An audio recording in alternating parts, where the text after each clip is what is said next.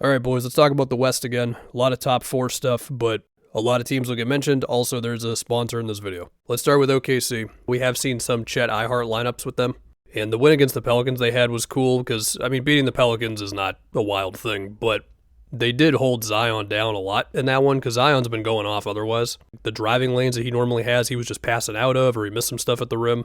iHeart was on him, Chet was the help guy, and when both of those guys are around the basket, it is just so much length and rim protection and everything, right? And they've also done some interesting things, like in the Wolves games, they've had J-Dub on Naz Reid, and they've had Chet and iHeart helping off of like Jaden and let's say like Jalen Clark. And then offensively, the first few Chet games, you could tell he just had to get back, but like in the last one against the Wolves, you got a little more of iHeart screening for him off the ball, or Chet going one-on-one against a wing, or iHeart finding him for passes underneath the rim, all that good stuff. Yes, I will point out the fourth quarter collapse they had versus the Wolves, where there was no Chet and no iHeart for most of the game. As far as the offense around SGA, they have seen more doubles on SGA recently. They got 3 threes by Caruso in the fourth quarter, and I think it was one of the Wolves games recently. And I imagine we're going to see that in the playoffs. And yes, the microscope is going to be on J-Dub in the playoffs, and nothing he does the rest of the regular season is going to stop the skeptics of him as a number 2 guy, so he's just going to have to do it when it's time to do it. I will say, just looking at some of the other Western Conference defenses, if we see a Lakers Thunder thing in round 2 with how good the Lakers defense has been without AD, with more switching, smaller lineups at times, even though Jackson Hayes is doing what he can, because I imagine they'd be ready to switch any Chet or iHeart actions. It depends on the lineup. If Jackson Hayes is out there, it might be less switching. And OKC is really spaced out, but if a defense can put 2 to the ball on SGA and still make the closeouts and the rotations to not get torched on open threes or cuts all day, then that would be really impressive. But to get back to this Thunder defense, who can really score against this defense in the playoffs? I feel like you got to have one of the best guys in the league. Yeah, you look at Jokic with the Nuggets, you look at Luka with the Lakers, and to me, LeBron's still a top 10 dude. I don't know exactly where he is in it, but he's still holding firm there. He's been great lately, or especially great lately. Looking at other top guys, Warrior fans probably want me to say Steph right here. The Warriors look really good with Jimmy, but they've got some work to do first. I will mention them way later on in the vid. I don't know about Ja versus OKC if they were to see each other. They recently played the Thunder, and Caruso's all over him on screens. iHeart is waiting for him at the rim. They're switching 1 through 4. It just felt like Ja didn't really have anywhere to go. Jaren has been their best player this season.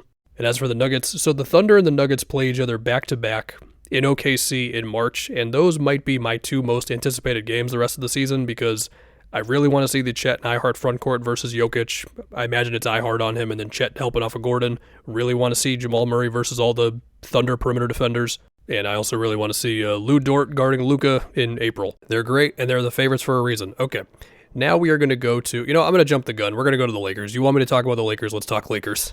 That win against the Nuggets was as encouraging of a win as you could possibly have because of the attention that Luka forces at the perimeter, and I just have one Austin Reeves 3 just stuck in my head from that game with 2 on Luka. I'm pretty sure it was Jokic who was very high up on Luka. And then, look, you don't want to crap on AD, but Jokic is just better than AD, and Jokic would just win the matchup. Now it's completely different, even if Jokic is still the best player in the league.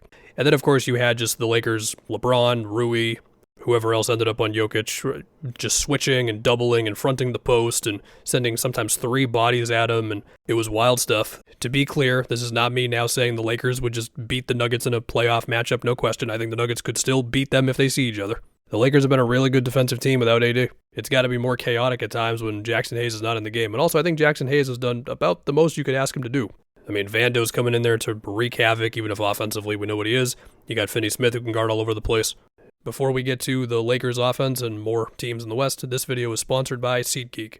The Celtics play the Lakers on March 8th, and if that is not the biggest game that I could go to in Boston the rest of the season, then I don't know what is. At least until the playoffs, you know what I mean. The Celtics do also play the Cavs and the Nuggets in a little bit here at home as well. If you were waiting for your annual Celtics update, they look great lately, so that's nice for me. So if I wanted to go to any of those games or any sporting event or a different NBA game or a concert or festival, I would use SeatGeek, as I have many times in the past. And you can use my code FUNKY10 for 10% off your next order at SeatGeek, and that is whether you are a new customer or not, and that's no matter how many times you've used SeatGeek in the past. The code FUNKY10 will get you 10% off your next order. SeatGeek rates deals on a scale of 1 to 10. Green means good, red means bad, so look for the green dots.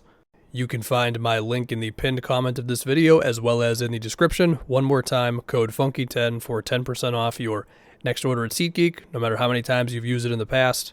Look for the green dots. Good stuff. So who could guard these guys in the playoffs? It honestly might just be OKC. Yeah, I know Luka didn't shoot as well versus Dallas. Between Dort on Luka and how good OKC is at covering ground and putting two to the ball and then closing out and rotations and everything, right? Because, I mean, you look at the Rockets. I've said many nice things about the Rockets this season. They just got Jabari back.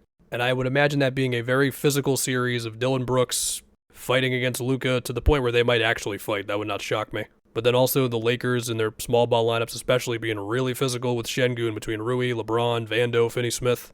This will not surprise you. I would pick the Lakers to win that series. The Grizzlies, I mean, they've had Jalen Wells guard Luka earlier in the season, and I love Jalen Wells' effort and all that, but that's a tough ask for anybody, but especially a rookie who is giving up size to Luka. I mean, it's more like Vince Williams. Again, he's going to play really hard, but it's tough. The Nuggets, they don't have anybody that I like putting on Luka. I still have the Nuggets very high in the West. We'll get to them when we get to them. Now we go to the Grizzlies, who have had some kind of weird games lately. I've mentioned the OKC game. They just lost to the Cavs where they gave up a bunch of offensive rebounds and Mobley was cooking. Went to overtime versus the Suns. That and Ty Jerome was saying to like Vince Williams late in the game, hey, you can't guard me one-on-one. And then eventually like they're putting two to the ball on Ty Jerome and now Sam Merrill's getting an open three. If I remember that one right, that one was wild. Anyway, the Grizzlies are very good. And they're in a great spot overall as a team. You know, they're young, they got all their future picks, all this stuff. Like, they're not in a bad spot at all. But there are certain things that are just kind of holding me back from just being like, yeah, they're contenders. For one, the obvious, Ja is just simply not as good as other teams' top guys in the West. I mean, you're talking SGA, Luka, and Jokic. And again, Jaren has been their best player this year. He's got a very real shot at an All-NBA team, but they need Ja to be great in the playoffs. And they've also just got lingering issues between defensive rebounding, turning it over, committing a lot of fouls.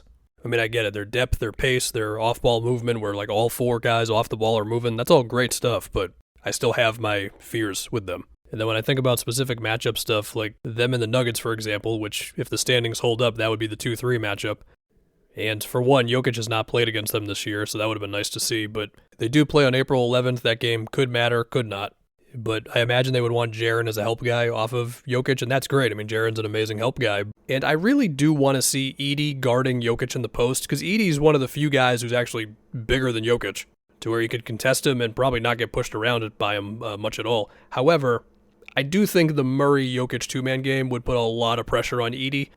And sure, Edey has done, I've said this before, he's done a better job at guarding outside of the paint than his biggest doubters thought he could. I still think that'd be pretty tough for him to deal with. I also do fear he might foul Jokic a bunch of times. I don't know. I really want to see him guarding Jokic. And then after that, I mean, you're probably getting into more scrambling, you know, putting two on him and switching and fronting the post and all that stuff. And I get it. The Lakers just did a great job of doing that. I don't think any defense is actually going to hold down Nikola Jokic. And then I compare that to Ja, where, I mean, Ja could definitely benefit off of the Nuggets' perimeter defense just not being as good as it once was because, you know, KCP and Bruce Brown are not here anymore. And Jaren has definitely improved enough to take somebody like Aaron Gordon off the dribble and get buckets off of it, and Desmond Bane's always going to be good. Flying around, shooting threes, the whole thing. I could picture, I don't know, Vince Williams, I mean, guarding kind of anybody in a Nugget series, but maybe he just devotes his life to guarding MPJ when their minutes line up. I don't know. But for as good as the Grizzlies are, I just have this gut feeling of not loving their chances versus other top teams in the West. But they'll have a chance to prove me wrong. Also, if I didn't say it, Jalen Wells guarding Jamal Murray, yes, that would be big. Now, I've talked about the Nuggets a lot, but I guess this is the time to focus on the Nuggets. They had the loss to the Lakers everybody saw, and then they went into Indiana, and Jokic had 19 assists, a lot of it off of Christian Brown just getting cuts and the Pacers losing him. It was like 4 straight plays in the fourth quarter of entry passes or inverted screens or whatever. So for all the talk about Murray and his start to the season, whatever, he's basically just at his normal averages now, with the pull-up shooting looking like pretty much normal Jamal Murray.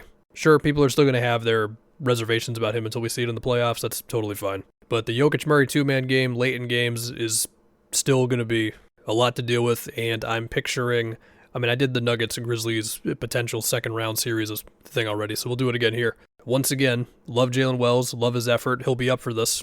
Let's also see if he's ready to just fight around all those Jokic screens and all those handoff actions to stay with Murray, assuming that he would be on Murray.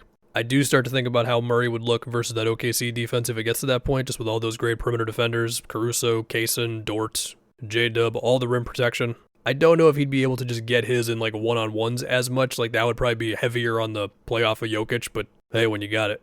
And then as far as everything else, I mean, a lot of it's just going to be, do the Nuggets make enough shots? Does Christian Brown get free for enough cuts, of course? But like, yeah, like teams are not going to guard Westbrook. That happens every playoff. Okay, and then we get to the defense, where I do still feel fine about them guarding screen actions with Jokic and just have him up at the level of the screen. And then You dare the skip pass at the corner, you dare the rolling big to have like a slight window to get open. But they're good at all this, MPJ and Gordon's size in the back line, the whole thing. It's just really like you've just lost a couple of good perimeter defenders over the years now. But if I can give predictions, like right now, I keep referencing it. If the Nuggets and the Grizzlies face in round 2, I imagine I would end up picking the Nuggets to win that series. If they saw OKC, I imagine I would pick the Thunder. And if they saw the Lakers, give me some time on that one, okay? Now, I don't want to forget about the Rockets. I still enjoy this team, but look, ever since I made that video of the Rockets are building something special and Amen was going crazy and Jalen Green was on the heater, well, since then, things just kind of across the board have fallen back down to earth. They did just get Jabari back, which is nice. I think they need him for the team defense, but Fred has been out and they just need him on offense.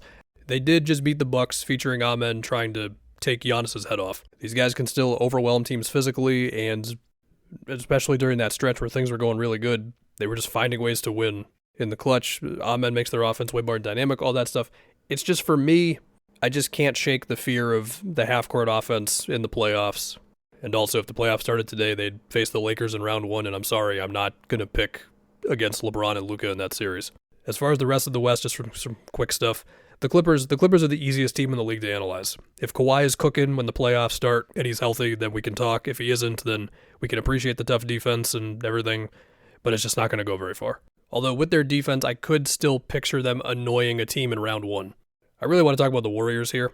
So the Warriors, realistically, the highest they could finish in the standings is the 6th seed, unless somebody in the top 5 nosedives. And again, the Rockets have fallen back down to earth a bit from like a recent stretch that was really good, but I don't think they're going to just like crater the last 20-something games here.